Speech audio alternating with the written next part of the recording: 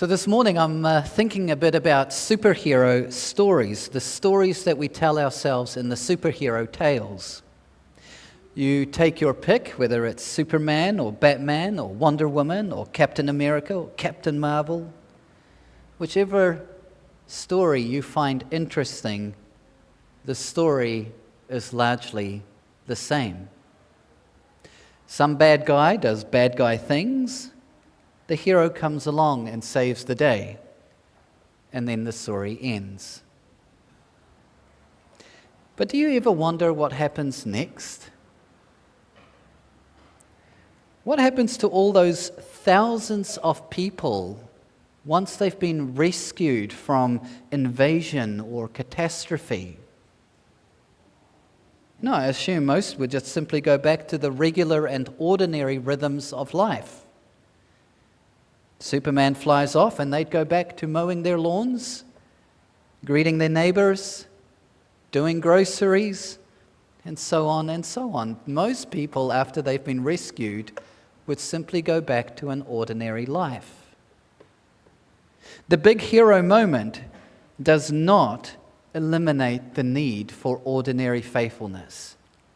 The big hero moment does not eliminate the need for ordinary faithfulness. And this is what we find in Nehemiah chapters 11 to 12. In previous chapters building up to this, the people of God, the church, experienced powerful moments of life with God. Palpable differences were being made within their lives. Their apathy gave way to action. Their rebellion surrendered to joyful loyalty. A revival of new love for God and His Word was sweeping through that community. It was extraordinary. But the question is, what happens after this powerful experience of revival? What happens in the days and the weeks and the months and the years after the grand moment of spiritual renewal? This is the question we're going to try and answer this morning, and the answer is simply this. I'm going to ask the question, but I'm going to answer it right up front. After true revival, ordinary faithfulness takes over. After true revival, ordinary faithfulness takes over. And if we look at the text, in Nehemiah's day, ordinary faithfulness meant four things: revive Jerusalem, work the land, commit to biblical worship, and finally be a testimony of God to the world. That is what ordinary faithfulness looked like after the grand revival in Nehemiah's day. Revive Jerusalem, work the land, commit to biblical worship, and be a testimony of God to the world. So one of the first things which needed to happen after revival was to fill Jerusalem with faithfully committed people. And why is that? Why do they need to fill Jerusalem with people? That's because Jerusalem was still a bit of a ghost town at this point in time. It had perimeter walls, safety walls around the outside. It had a glorious temple back on the inside, but it had very few residents. It had the makings of a great city, but it didn't have the people to make it a great city yet. And we read about this in chapter 7. The city was wide and large, but the people within it were few, and no houses had been rebuilt. Walls rebuilt, temple rebuilt, houses not so much. So the need of the hour was to fill Jerusalem, to fill it up with faithfully committed people, re-establishing it as a city known for access to God, a place of security and safety, a place of harmony, a place where people could come and experience the redeeming rule of God. This was the hopes and dreams for which Jerusalem existed in the Bible.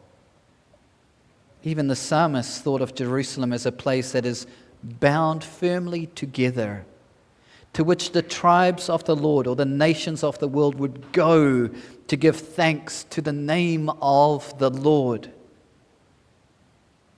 Where there is peace within those walls and safety within her towers.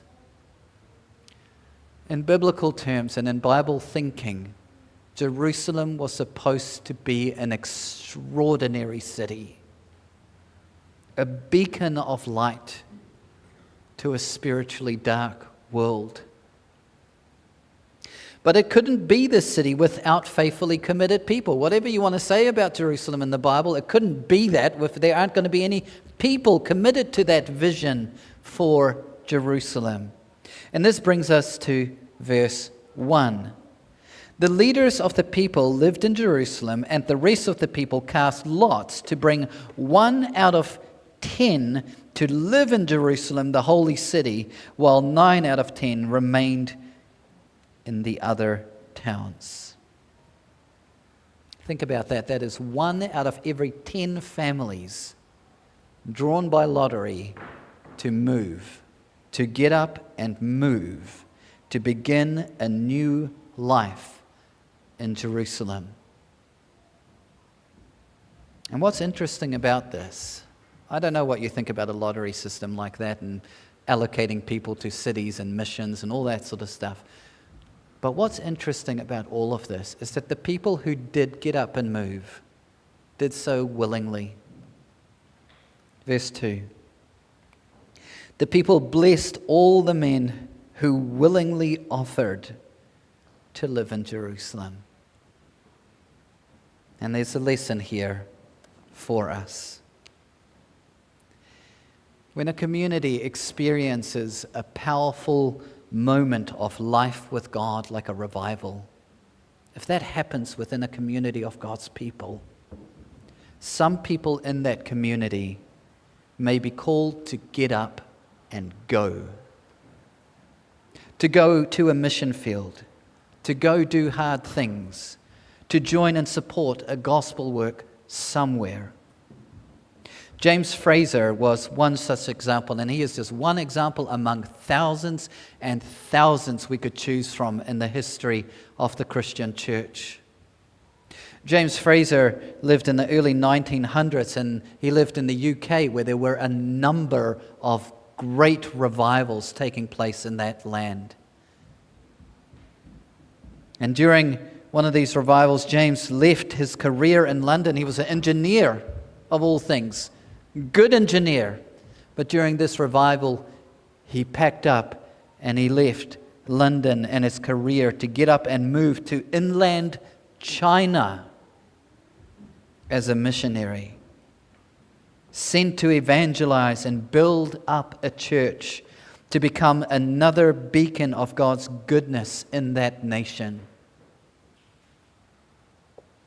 I'm not saying we should all pack up our bags for the mission field this afternoon. But I am saying there were people in Nehemiah's day who were willing to pack their bags and commit themselves to the spiritually needy city of Jerusalem. I'm not saying all of us should do this. I'm just saying in Nehemiah's day there were people who were willing to do this. To make a new life there in Jerusalem, to change jobs, to make new friends, to feel this sting of distance between them and family. So why would they willingly do this? Why would they agree to such a difficult thing? Because they rightly believed Jerusalem had unfinished business with God. And that Jerusalem would become this messenger city from which the world would hear about salvation and the forgiveness of their sins. Jerusalem had not yet finished its course that God had set for it. They believed, and they believed rightly. It all paid off, didn't it? Jerusalem did become the stage for the most important person in the history of the world. It did become the renowned city in which Jesus preached eternal life, forgiveness of sins, and the welcoming heart of God. Their commitment paid off. Jerusalem became what it was always supposed to be, a heralding city, a messenger city for the world to hear about salvation. This was the mission Nehemiah's people were willing to get up and move for.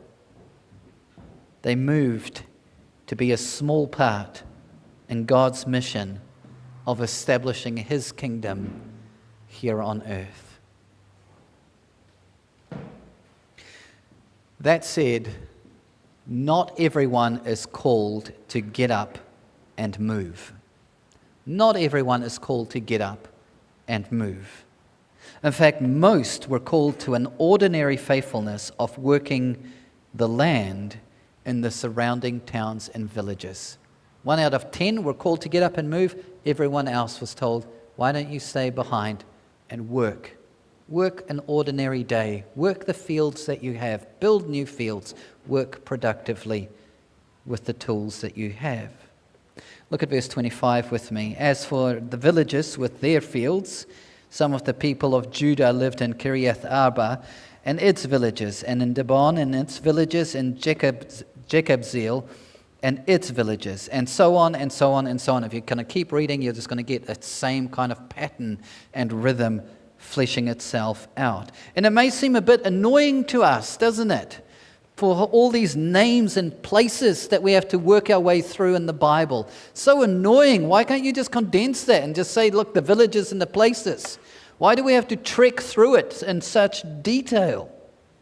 You're reading about this village and that village, this person and that person, on and on and on it goes. We get so impatient with it all, don't we?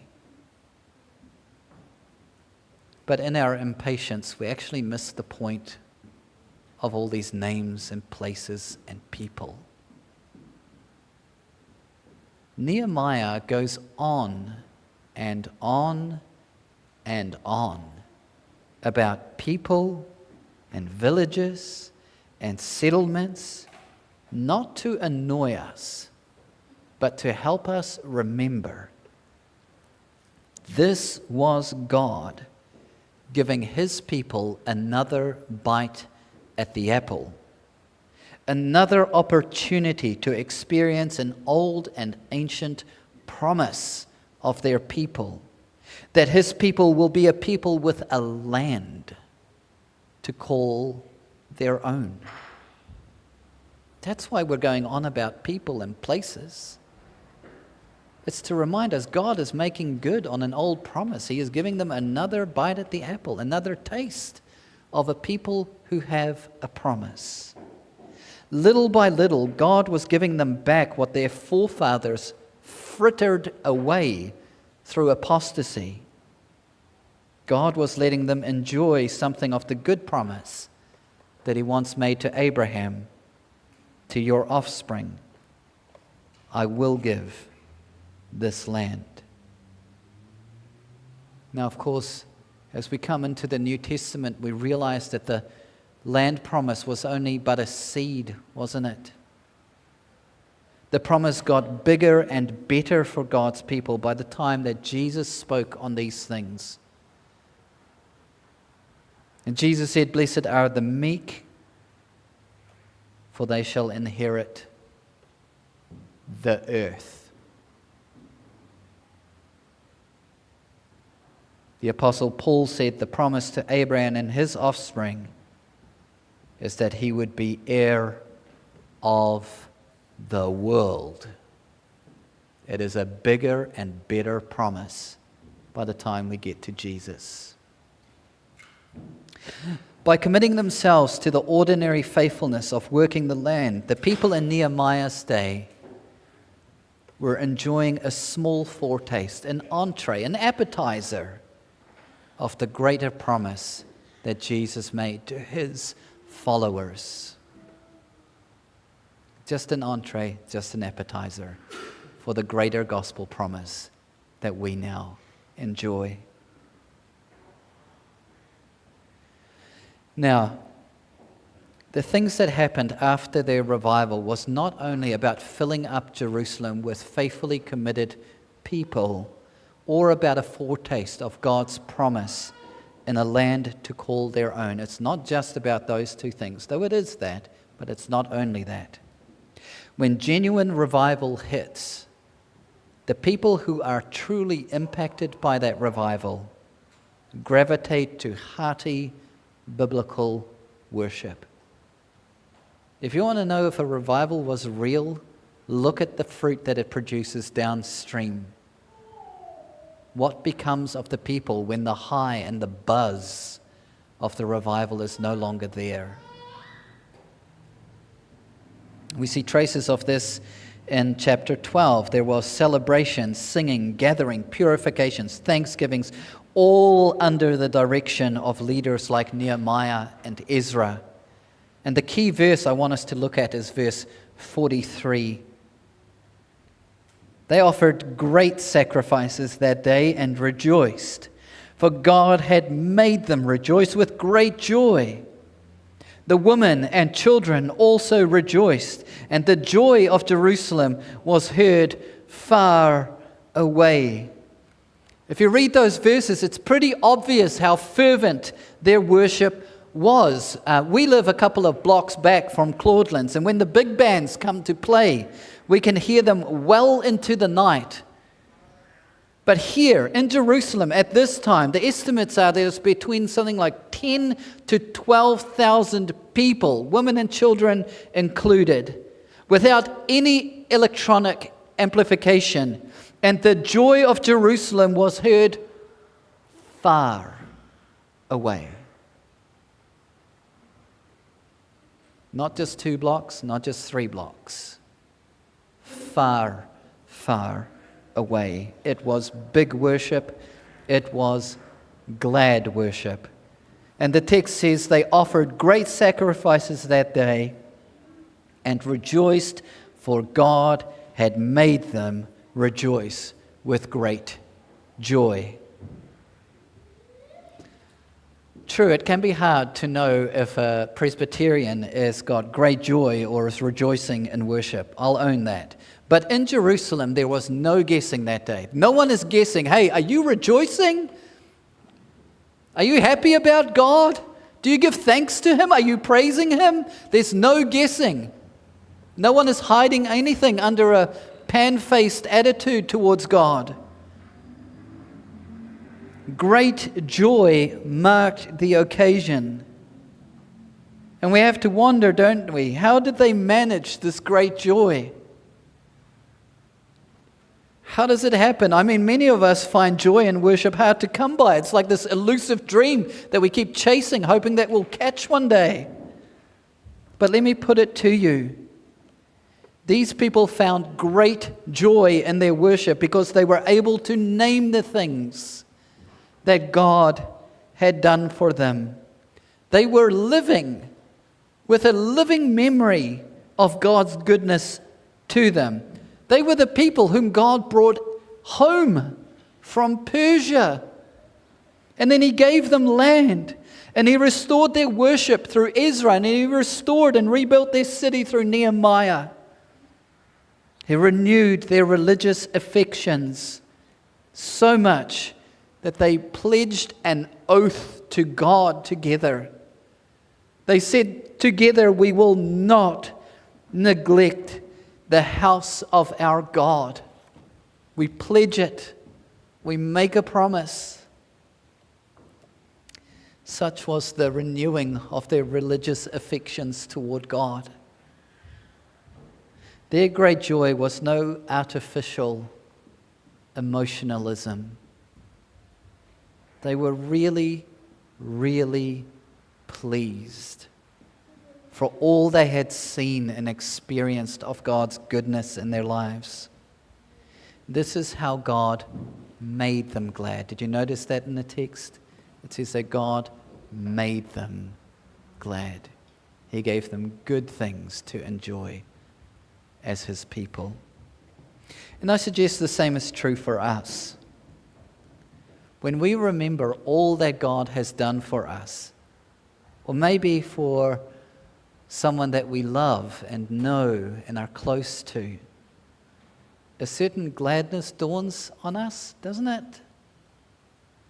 When we bring to mind what God has actually done, either for you or for me or someone close to us, we're like, yeah, we're thankful that God did that. We're glad that God did that. Think about it. All your sins, past, present, and future, completely dealt with. I mean, how often do you just bring that to mind and you're just like, mind-blowing that God would do that? That the Spirit of God has been poured right into our lives, making a real difference to the way we live and love. It's extraordinary to think about. The way God governs our lives, often directing our steps and performing these timely providences that we couldn't have budgeted for. The hope of resurrection. The expectation of seeing our Lord and enjoying incorruptible fellowship with Him. When we bring to mind what He has done and what He promises to do still, it's not hard to sense a bit of gladness welling up in our hearts, is it? Along with this glad-hearted worship, we also see the people naturally gravitating towards biblical worship. Have a look at verses 44 to 45. On that day, men were appointed over the storerooms, the contributions, the first fruits, and the tithes, to gather into them the portions required by the law. And they performed the service of their God and the service of purification, as did the singers and the gatekeepers, according to the command of David and his son Solomon. Keep in mind, those verses take place days downstream from their powerful experience of revival. And it's here where ordinary faithfulness takes over. And this ordinary faithfulness gravitates towards biblical worship.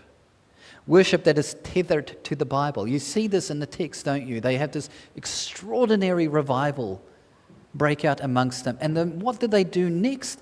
They tether themselves to the Bible. They say, look, we're going to do the things that we find written in the law of God.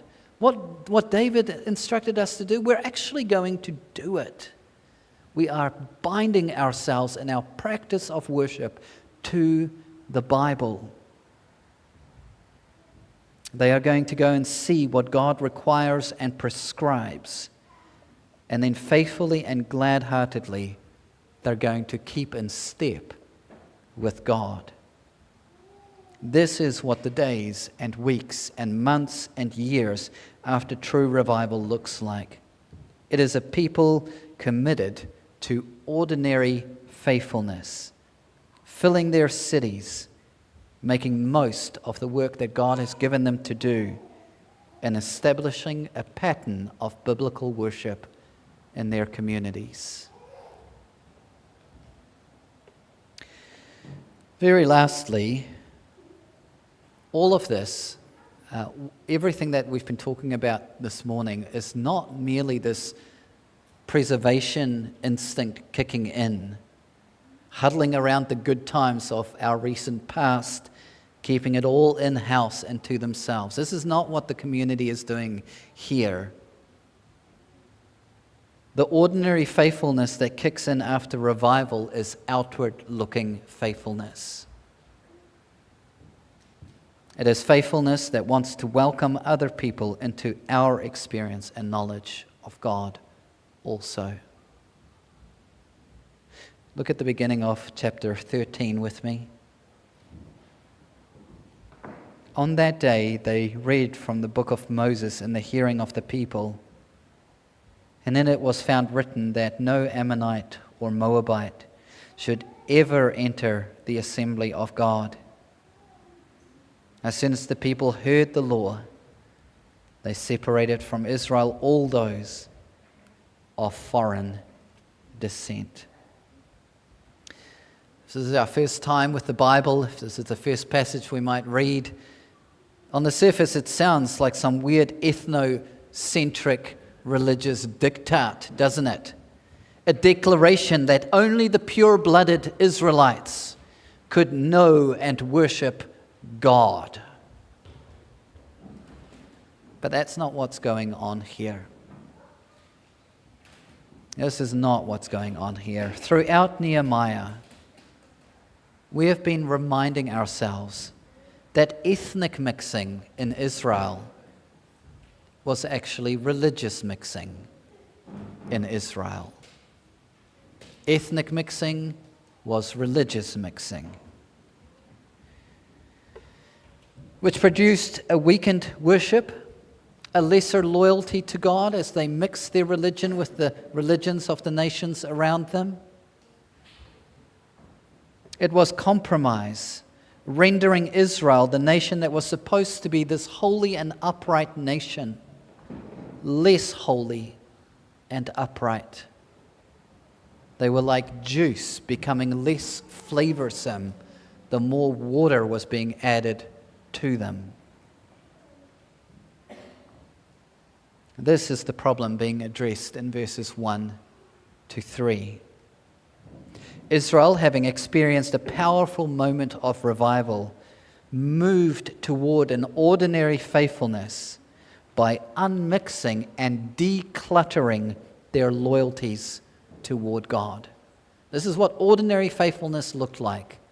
They were going to stop the compromise. Years ago,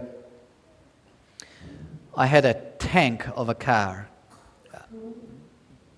Hideously expensive to run, but I loved it. But its headlights would always fade between warrants. I can guarantee it from 6 months to 6 month period. This is back in the day. I know I would fail because the lights would fade. And so I had to scrub them with polish to remove that grimy yellow layer, making them bright and fresh again.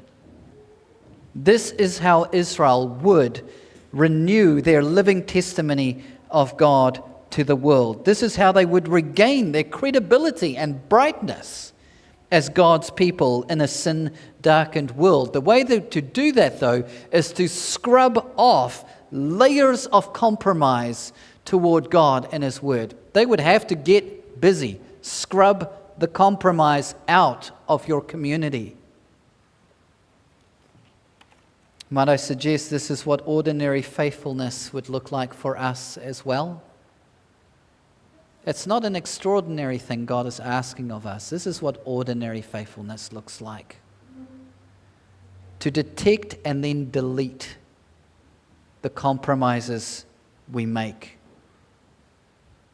in order to regain our strength as a living testimony of God to a world that so desperately needs to hear about Him.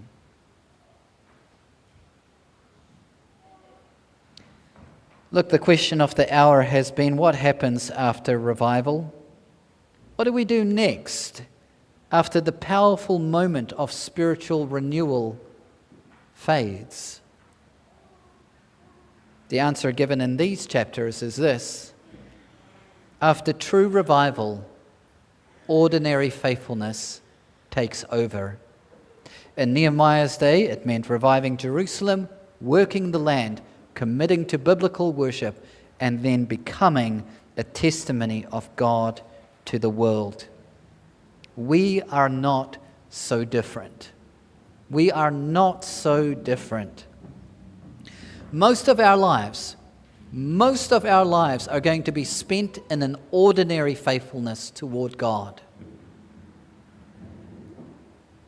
And it's going to be worked out in small, faithful efforts to revive the city in which God places us, to work in productive ways, to commit to biblical worship, the weekly gathering of His people around His Word. These practices, hear me on this, these practices shape us as a living testimony of God to the world. So much so that we do begin to look more and more like God's chosen race, His royal priesthood, His holy nation, a people for His own possession, proclaiming the excellencies of Him who called us out of darkness into His marvelous light. Let me pray.